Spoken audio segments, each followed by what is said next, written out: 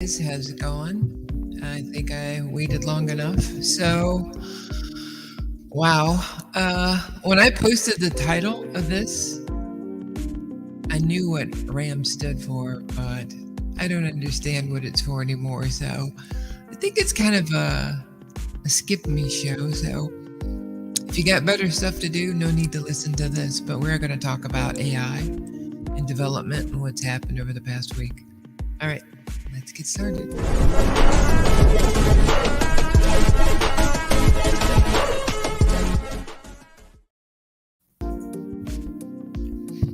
Hello, guys. My name's Potter. I'm one of the hosts of the Build Show, where we usually talk about things that have to do with the Drip Network. That's a crypto kind of thing. And with that said, nothing I say here is to be, or that you hear anything should be construed as financial advice. I was thinking of other stuff and I couldn't think of anything good, so I just went to the default. But I have no idea what RAM meant. At the time, I must have known, but I do this stuff early in the week. Like I do it throughout the week. I come in and I put in the idea, so I don't really know.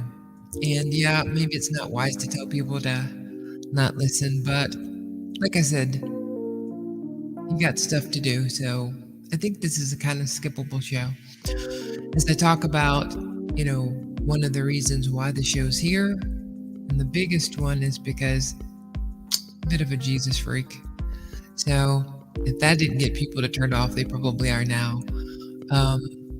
My grandfather, he was a preacher and took care of our family. And so I followed that, saw a lot of things that in my life were impactful. And so I feel like God saved my life. I couldn't figure out whether I should say Jesus or God, but they're both the same. So that's one of the reasons that I'm here, why I feel that drip was a blessing, and why I stepped out of faith, because it was not only, oh, it'll come to me magically like a unicorn, but there were just enough signs. And so I decided to walk you through how I came to a little bit of these signs, but it leads back to AI. So where am I? Back to where it started. Man, why is that font so huge? I'm not going to leave that up.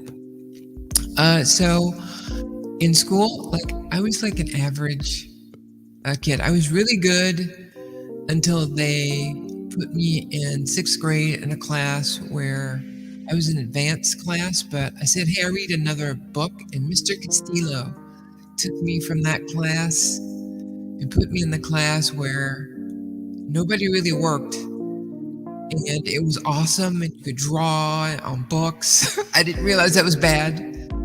And you didn't have to pay attention. So I stayed in that level of education, and I enjoyed it because I enjoyed the middle lane of life. I was a D+, C- student. But when computers came out, all of a sudden, something just kicked for me. I was already a gamer,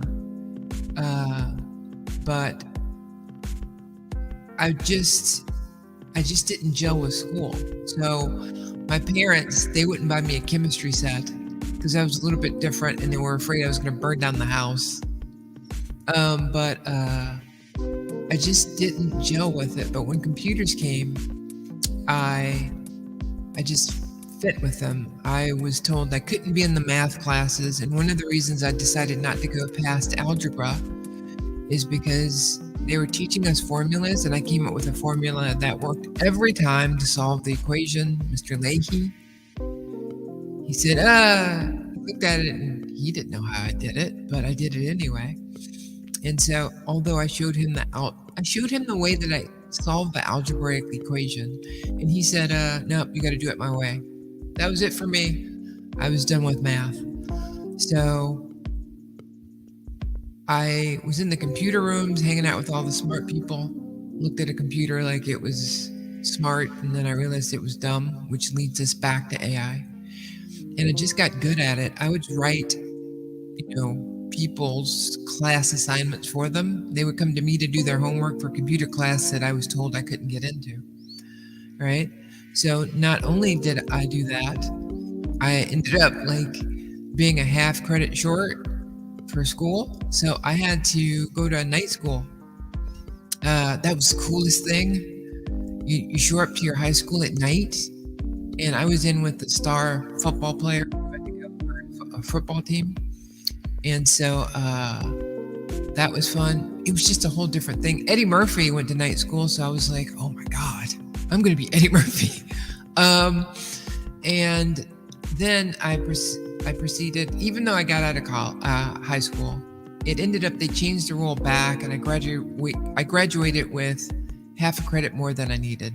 It was only some rule change that happened, but I proceeded from there to go to junior college, where again I was doing stuff with computers on the side, but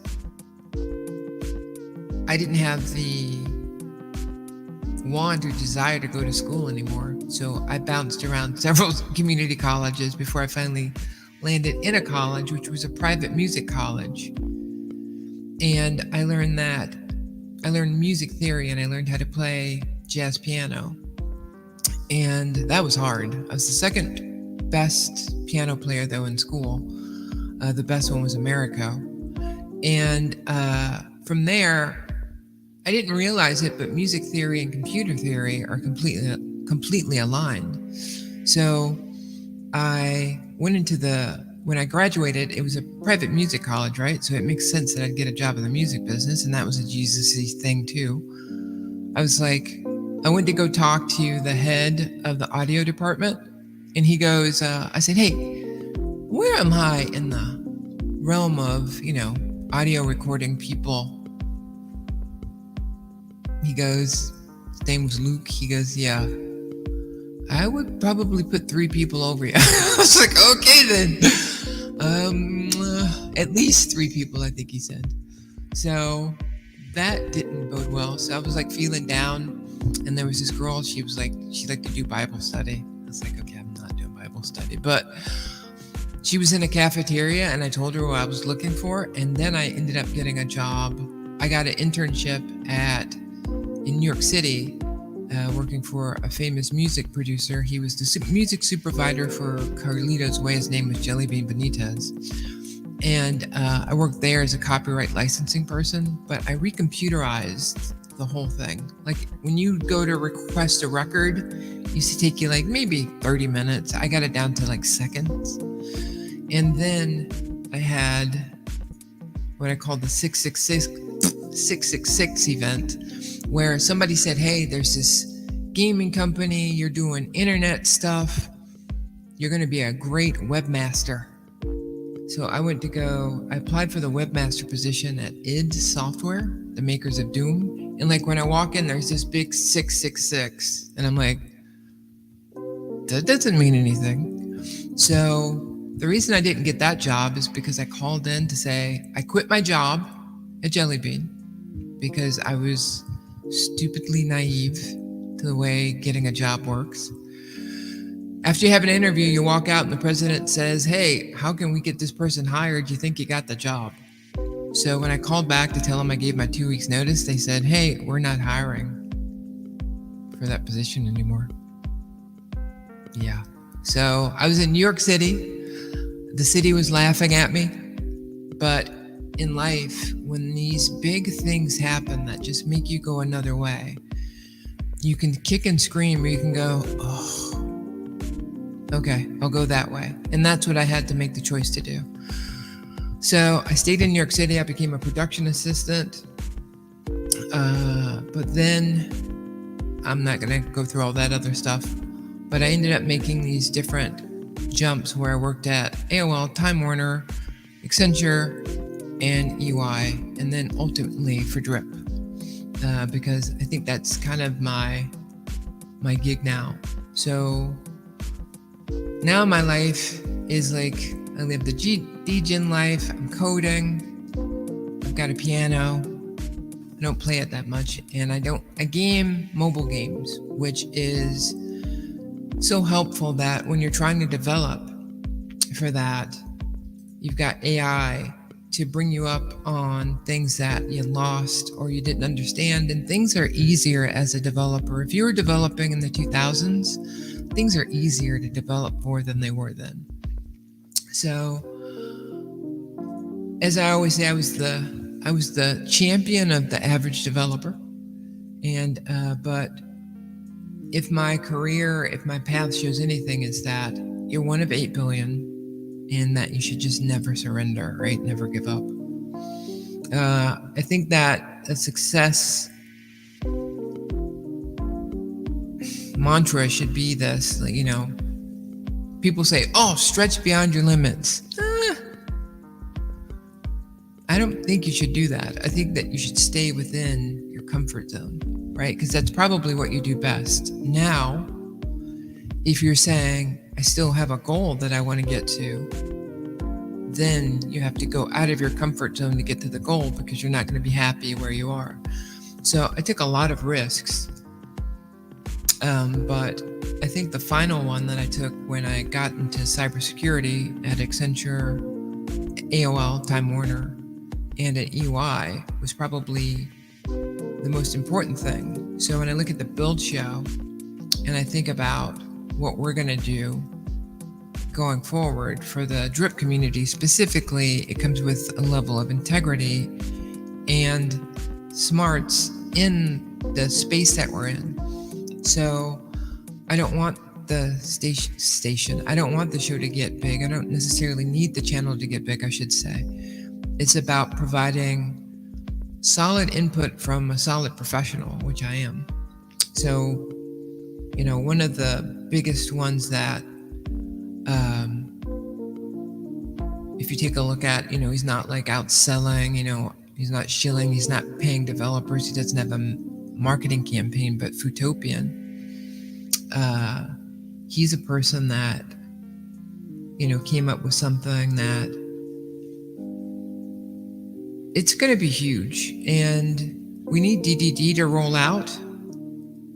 But I think that Futopian's idea is probably one of the most brilliant ones, and I'm going to talk about that a little bit more in tomorrow's show. So, okay. I left myself a reminder to change the music because I always forget as I'm winding down. But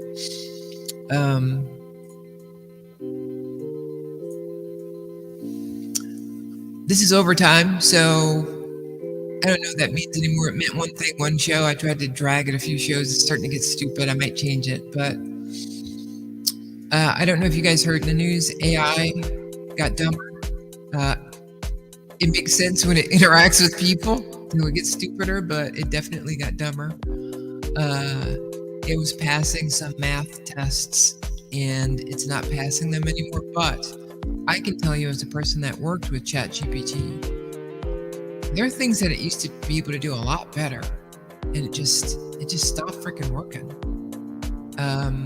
When I'm saying it stopped working, I'm talking about common sense discussions. It's just, you knew this answer a couple months ago. How can you not know it now? So remember, we train it, right? So if people are hitting the thumbs down button, because they don't like the tone, that's training it to say, oh, that's the wrong answer. It doesn't have emotions, even though sometimes I think it does.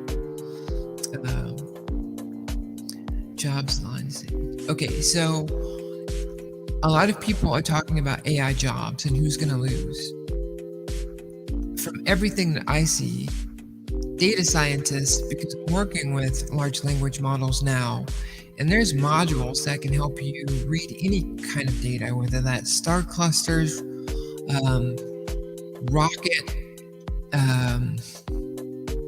rocket results, because when a rocket fires, it just spits out a lot of logs. So data scientists go through all of this data. They don't make a lot of money. That's why they live in Florida. But they do cool stuff. And you can have a computer probably a large language model do what they could do in like maybe 10 of them in no time. I don't want to quantify a time because I don't have any idea, but I just can't see that businesses are going to pay for that. The next thing is paralegals. You've been hearing them say, oh, they're going to replace lawyers, but a paralegal goes out and looks at all court documents and tries to figure out, hey, what other cases are out there? And so if you have AI, you don't need a bunch of paralegals. You can just have AI do it. And you know that there will be private institutions that put together open source certified data from court cases that make it so that AI, like Claude, which is more precise, gives data that cites its sources. And then there'll be applications on top of that look back and confirm that that's done. And then there'll be federal ones that confirm for regulatory reasons. So I think that that's going to happen. Lastly, I think it's municipal workers. I know I got another comma there, but I think lastly, you're going to just see cities go, okay, our pension fund keeps getting bigger, which means that we have to charge more local and state taxes.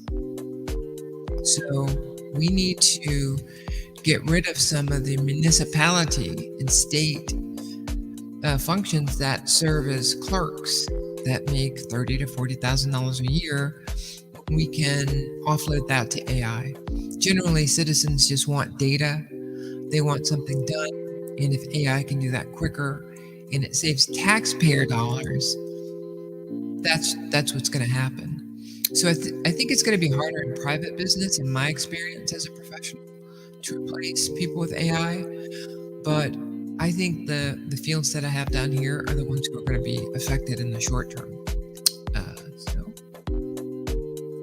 I think that AI will help the lonely because this is like so macabre, but there's going to be a point when your loved one passes that you're going to have enough of their emails, their texts, pictures, that you're going to be able to put that in a large language model. And that person is not ever going to truly pass if you want to text them, if you want to see their face. Then we add on to Provision, Apple's Provision. They're going to be inside of things. So the whole Superman thing where we're like, oh, he couldn't talk to his parents. They're gone. That seems to be like it might be a real thing, except they might not be holograms. They might actually look like you want them to look. You might say, you know what? Your LED window, change the view to make it look like my parents are sitting outside. It's crazy what AI is going to do. But it will help, I think, a lot of lonely people not be so lonely. So that's it. That's the AI spin. I didn't keep you long today. If you like what I was talking about, I'll be talking about Drip tomorrow. Comment. We do not ask that you like, subscribe, or follow. We do appreciate. I still remember you, my 12, when there was like 12 views a week. You know, my powerful 12. I still appreciate you. And I guess we will talk to you tomorrow on the Bill Show. Get on.